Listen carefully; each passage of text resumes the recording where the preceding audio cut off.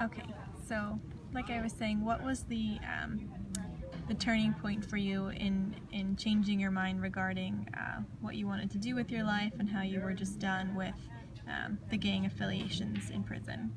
Um, that started in me when I started to educate myself. They introduced Coastline Community College to us while I was in Pelican Bay Shoot, and I started taking courses, and I was really enjoying what I was learning, and I was especially enjoying the grades that I was getting because, you know, I always had a low uh, sense of self, so I never thought that I was smart or that I was worthy of anything other than what I was living and doing at that time. So when I started taking these college level courses in sociology, philosophy, psychology, and you know, anthropology and things of that nature, I was getting A's and B's, and I would write home and I would show my mother, my father, all these essays that I was writing and getting these A grades on because, you know, these were the thoughts and things that I felt lived in my life, and I was feeling very good about myself. You know, my self-worth and my self-value started lifting within me, and then that's kicked off the desire to rehabilitate myself. So I kept going after more and more while still in the shoe as this prison gang associate. So I started to, you know, try and share and speak to others within my little 8-cell pod right there what I was learning. And none of the guys in there could grasp or understand what I was trying to explain to them, you know, about behaviors, about mindsets, belief systems, and stuff like that, you know. And they would tell me, forget that stuff, man. I don't want to hear that. Let's do this or that, you know. Let's talk negative. So I'm learning positive. I don't want to go to negative. You know, anybody can sit there and, you know, plot against who we want to hit next or whatever's going on. I want to do this positive stuff. So I'm really looking at evaluating my surroundings, and I'm thinking, you know what, man, I'm not feeling this anymore. You know, I want something better for myself because I know that there's more to life than just sitting in this cell for 22 and a half hours a day and having my 90 days on the yard, or 90 minutes, I'm sorry, on the yard and looking up at nothing but the sky. There's got to be more than this. I've spent 17 years doing this, looking at the sky. Maybe I want to see some trees now. Maybe I want to see some birds, or, you know, I'm out in the forest right here. Maybe there's more to these 4 cement walls and that blue sky roof. Then there's more out there for me. Let me see what it looks like. So that's when I decided to say, you know what, I'm going to change my life. I'm going to walk away from this. You know, I'm done. And so I went through the process to get myself out of the shoe. And on September 18th of 2008, I walked out of the shoe out to a different program, which was referred to as a transitional housing unit. And out there, they put me in a mainline cell. First thing I noticed when I walked in and I put my property down was I had a mirror in my cell. I never had a mirror in my cell. I also had a back window. I didn't have a back window in my shoe cell. So I could see the forest behind me. And I remember the first time I saw a deer out there, how fascinated I was. You know, I wrote home about it. Mom, you know, I seen a deer right now, you know. And then I would see dogs out there running around playing. I saw raccoon. You know, I was seeing wildlife. That's something I hadn't seen because I was so sensory deprived from being in Pelican Bay's security housing unit that, you know, I didn't know what I was missing. I became accustomed, I guess, to living in the conditions I was living in for 17 years, and then to come out and see that, you know, the littlest of things were a big deal to me. You know, there I could come out of my cell. I could take a shower when I wanted to. I could eat as much food as I wanted to. I could go to the canteen and buy better things. I could make burritos for myself, you know. I could do so many more things than I could than when I was in the shoe, because, like I said, my privileges were very limited in there. I had more privileges out of there. So I got into AA while I was there.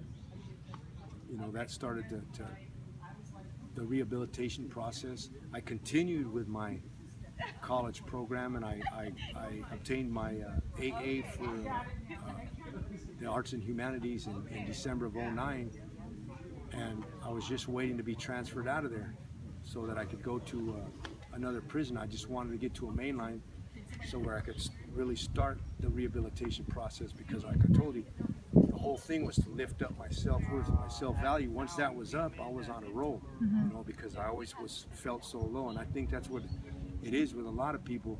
When you have a low sense of self-esteem about yourself, you don't think that you're worthy of much. You don't think you can do much. But once you show yourself through education or whatever it may be, that, you know what, hey, I'm worth something. I'm valuable. I can do this, you know.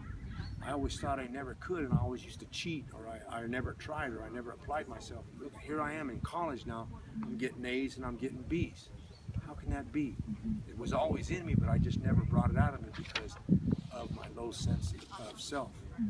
So now I'm on a roll, and like I said, I go to this new prison.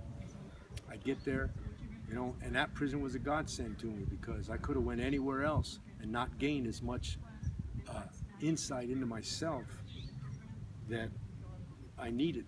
So like I said, yeah, I'm flying. So I went there and I jumped into AA, NA right there. Somebody showed me another 12-step program, was called Criminals and Gang Members Anonymous. It was a beautiful program that another prisoner created, an ex-gang member created, to deal with what were his addictions, and that was his addiction to criminality and gang membership, something that nobody ever thought of before. And it was a 12-step program, and it addressed a lot of what I was going through, you know, the cycle of addiction. As soon as I read the cycle of addiction, I understood it, you know what I mean?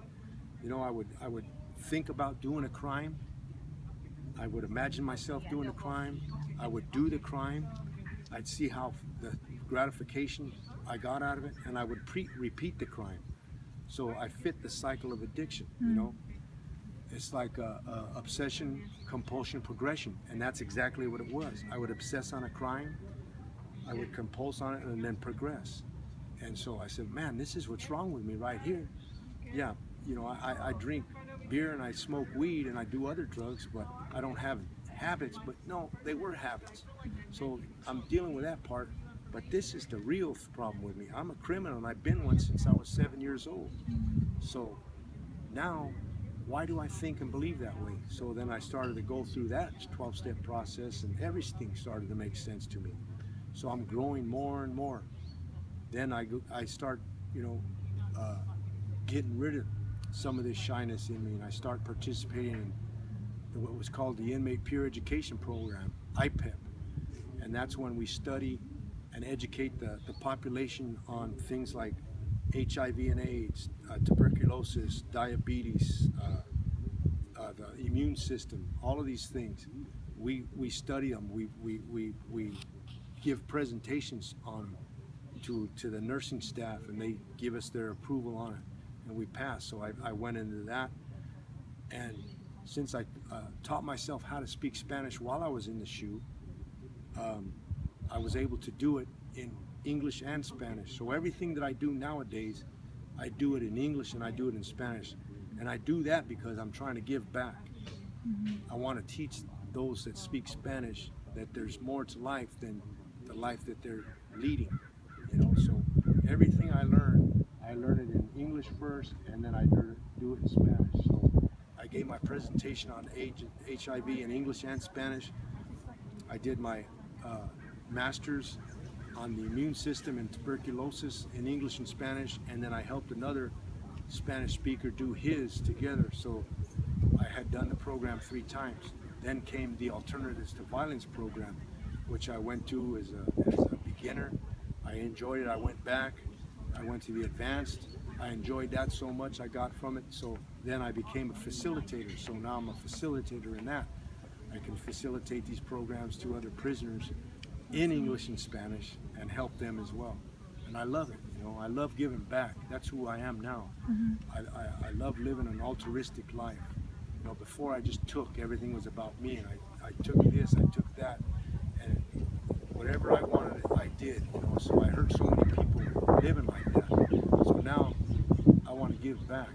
I don't want to be a taker. I want to be a giver, and that's what I was when I went to the parole board. I went there and I gave them myself.